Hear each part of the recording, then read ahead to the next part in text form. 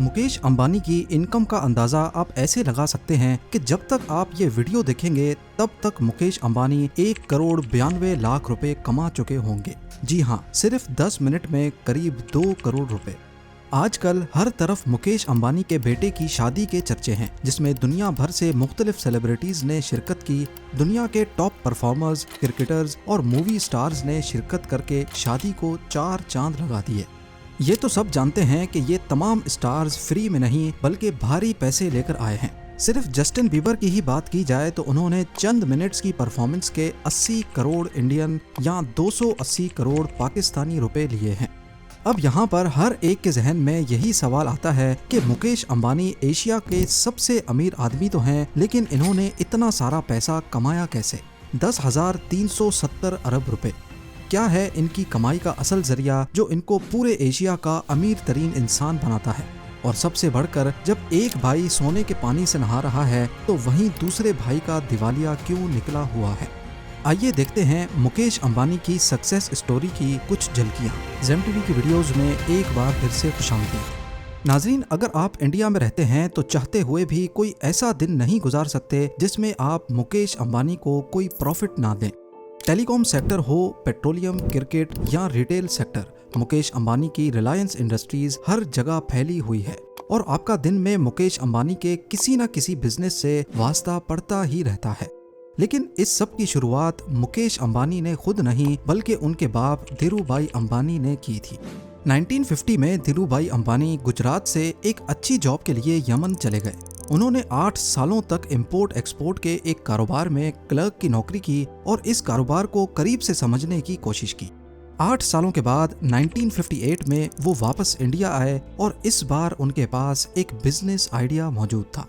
उन्होंने trading business start किया जिसे रिलायंस कमर्शियल कॉरपोरेशन का नाम दिया गया। शुरुआत में ये आरसीसी कंपनी सिर्फ स्पाइसेस यानी मसालों की ट्रेडिंग में इन्वॉल्व थी। वो इंडिया से मसाले खरीद कर उनको मिडिल ईस्ट और अफ्रीका में एक्सपोर्ट करते थे।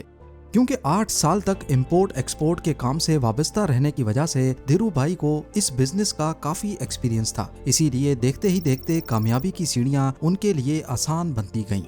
लेकिन धीरूभाई कुछ और भी करना चाहते थे। उन्होंने सोचा कि इंपोर्ट एक्सपोर्ट तो चल ही रही है, अब क्यों ना मैन्युफैक्चरिंग बिजनेस में कदम रखा जाए। 1966 में उन्होंने रिलायंस टेक्सटाइल्स के नाम से एक नई कंपनी लॉन्च कर दी।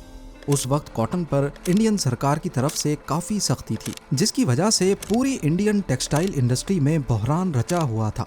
इसी दौरान धीरूभाई अंबानी ने कॉटन के बजाय सिंथेटिक टेक्सटाइल्स का इस्तेमाल शुरू कर दिया, यानी केमिकल प्रोसेस के जरिए कपड़े बनाए जाने लगे, जिससे न सिर्फ वो सरकार की पॉलिसीज से बच गए बल्कि कपड़े सस्ते होने की वजह से मार्केट में ज्यादा फेमस भी हो रहे थे। धीरे धीरे रिलायंस इंडस्ट्रीज बढ़ती गई, बड़े बड़े इन्वेस्टर्स और आम पब्लिक भी इसमें इन्वेस्ट करने लगी। रिलायंस इंडस्ट्री इतनी कामयाबी हासिल कर चुकी थी कि 1987 में क्रिकेट वर्ल्ड कप का टाइटल स्पॉन्सर भी रिलायंस के पास ही था। अब यहाँ पर एक चैलेंज ये था कि धीरूभाई अंबानी को टेक्सटाइल इंडस्ट्री चलाने के लिए पेट्रोकेमिकल्स दूसरी इंडस्ट्रीज से खरीदने पड़ते थे, इसीलिए उन्होंने अपना पेट्रोकेमिकल बिजनेस स्टार्ट करने का इरादा कर लिया।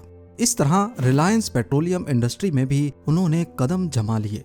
1986 में जब धीरूभाई अंबानी बीमार हुए तो उनके दोनों बेटे अनिल और मुकेश अंबानी बिजनेस में उनकी हेल्प करने लगे, और जब तक धीरूभाई अंबानी जिंदा रहे दोनों बेटे उनके नीचे मिलकर काम करते थे। मगर 2002 में जब धीरूभाई की मौत हुई तो एक नया डिस्प्यूट सामने आ गया। अपनी मौत से पहले धीरूभाई अंबानी ने अपनी जायदाद की तकसीम यानी उसकी डिवीजन के बारे में कुछ नहीं बताया था, तो अब उनके जाने के बाद रिलायंस इंडस्ट्रीज का कंट्रोल कौन संभालेगा? इसी सिलसिले में रिलायंस के बोर्ड ऑफ गवर्नर्स की मीटिंग कॉल की गई और उसमें फैसला हुआ कि ज्यादा कंट्रोल मुकेश अंबानी को दिया जाएगा, और यहीं से दोनों भाइयों के दरमियान दरार पड़ गई। दोनों भाई आपस में लड़ने लगे और एक दूसरे से बातचीत खत्म कर दी। लेकिन उनकी मां से ये सब ना देखा गया और उन्होंने फैसला किया कि दोनों भाई बिजनेस को आधा आधा डिवाइड कर लें और अपना अपना काम करें। इस तरह 2005 में रिलायंस इंडस्ट्रीज को 2 भाइयों में डिवाइड कर दिया गया। रिलायंस ऑयल, गैस, पेट्रोकेमिकल और मैन्युफैक्चरिंग मुकेश अंबानी के हिस्से में आए और रिलायंस एनर्जी, टेलीकॉम और रिलायंस कैपिटल अनिल अंबानी को मिले। इस तरह ये प्रॉब्लम तो सॉल्व हो गई, लेकिन दोनों भाइयों के दरमियान इख्तलाफात फिर भी चलते रहे और कई बार ये मामलात कोर्ट तक भी जा पहुंचे। मुकेश अंबानी ने अपने हिस्से के बिजनेस को मेहनत करके बढ़ाना शुरू कर दिया। उनके हिस्से में जो जामनगर पेट्रोलियम रिफाइनरी आई थी, उन्होंने उसकी प्रोडक्शन को बढ़ाकर उसमें state of the art manufacturing facilities install करके उसे दुनिया की सबसे बड़ी पेट्रोलियम रिफाइनरी बना दिया। सिर्फ यही नहीं, बल्कि इस इंडस्ट्री में एक और नई रिफाइनरी को भी शामिल करके रिलायंस पेट्रोलियम का प्रॉफिट मजीद बढ़ा दिया। उसके बाद मुकेश अंबानी ने रिटेल इंडस्ट्री में भी कदम रख दिया, जिसके चलते भारत में एक इनकलाब बरपा हुआ और पूरे इंडिया में स्मार्ट बाजार के नाम से डिस्काउंटेड स्टोर्स और सुपर मार्ट्स खोले गए, जहां कंज्यूमर्स को तमाम आइटम्स डिस्काउंटेड रेट्स पर एक ही जगह पर मिल जाया करते थे। 2008 में जब क्रिकेट की सबसे बड़ी लीग इंडियन प्रीमियर लीग का आगाज हुआ तो मुकेश अंबानी इसमें भी कूद पड़े। आईपीएल की सबसे महंगी टीम मुंबई इंडियंस को खरीद लिया और ये टीम अगले कई सालों तक आईपीएल की मोस्ट वैल्यूएबल टीम रही। यहाँ तक कि जब कोरोना के दिनों में खाली स्टेडियम्स में मैचेस करवाए गए, तब भी मुंबई इंडियंस ने रिकॉर्ड प्रॉफिट जनरेट किया। 2016 में मुकेश अंबानी ने टेलीकॉम इंडस्ट्री में कदम रखा और ये कदम इतना भारी था जो टेलीकॉम इंडस्ट्री के दूसरे कॉम्पिटिटर्स को कुचलने वाला था। जियो के नाम से उन्होंने एक मोबाइल नेटवर्क लॉन्च किया जिसमें कॉल्स, डाटा और मैसेजेस को पब्लिक के लिए फ्री कर दिया गया। लोगों ने दूसरे नेटवर्क्स छोड़कर धड़ाधड़ जियो की सिम्स खरीदना शुरू कर दी क्योंकि यहाँ सब कुछ फ्री मिल रहा था। देखते ही देखते जियो के यूजर्स 450 मिलियंस तक पहुंच गए और जियो ने जब 5G नेटवर्क लॉन्च किया तो यूजर्स की तादाद मजीद बढ़ गई। ये नेटवर्क अब 6G टेक्नोलॉजी पर भी दुनिया की बड़ी कंपनीज के साथ मिलकर काम कर रहा है। जियो की सक्सेस इतनी ज्यादा थी कि दूसरी टेलीकॉम कंपनीज ने जियो पर केस कर दिया। उनका कहना था कि जियो अपने कंज्यूमर्स को सब कुछ फ्री दे रहा है, जिससे मार्केट में कंपटीशन खत्म हो रहा है। इससे आप अंदाजा लगा सकते हैं कि जियो ने बाकी टेलीकॉम कंपनीज को किस हद तक हिट किया था।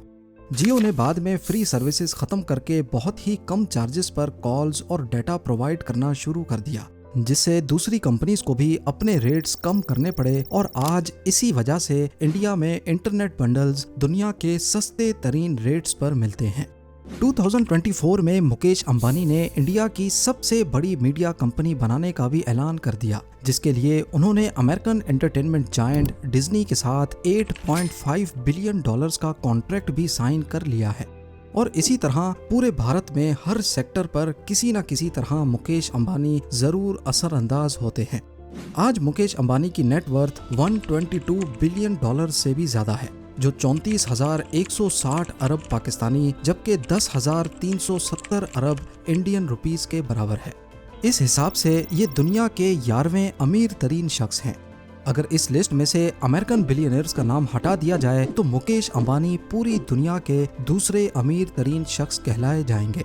अब जाहिर है जब पैसे की रेल पेल इतनी ज्यादा हो तो खर्चे भी फिर इसी हिसाब से होते हैं।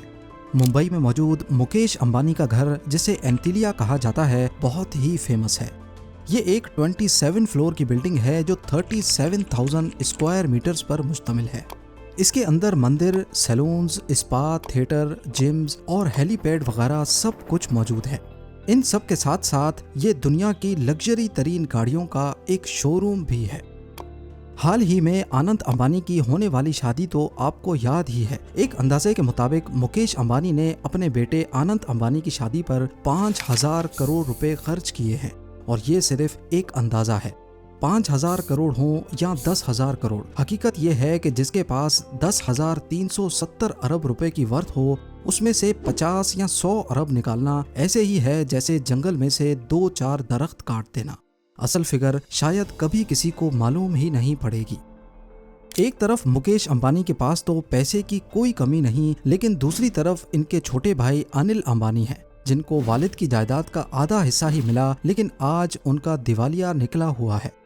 एक्सपर्ट्स का मानना है कि अनिल अंबानी ने तेजी से तरक्की पाने वाली स्ट्रेटजी अपनाई, जिसमें मुख्तलिफ सेक्टर्स में वो एक साथ तेजी से आगे बढ़ना चाहते थे। इस स्ट्रेटजी की वजह से उनके खर्चे बढ़ गए, लेकिन जितना खर्चा हुआ उतना प्रॉफिट नहीं आ पाया। दूसरा रीजन ये था कि अनिल अंबानी का ग्रुप इंडस्ट्री के मंजे हुए खिलाड़ियों से टक्कर ले रहा था।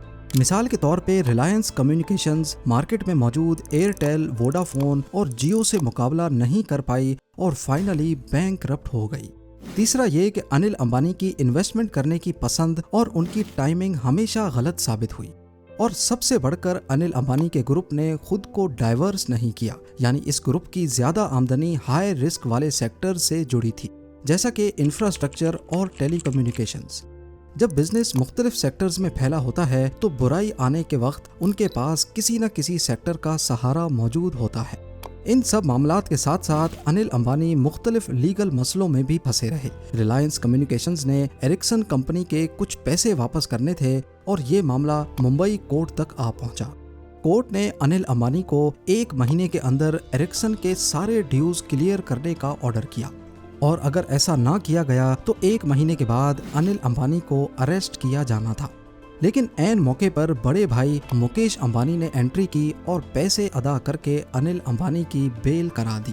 ऐसे करते करते आज अनिल अंबानी की टोटल नेट वर्थ 0 है, और ये स्टेटमेंट उन्होंने खुद यूके कोर्ट में जमा करवाई जब एक केस के दौरान कोर्ट ने उनको चाइना की 3 बैंक्स को $719 मिलियन वापस करने का ऑर्डर किया। उम्मीद है जेम टीवी की ये वीडियो भी आप लोग भरपूर लाइक और शेयर करेंगे।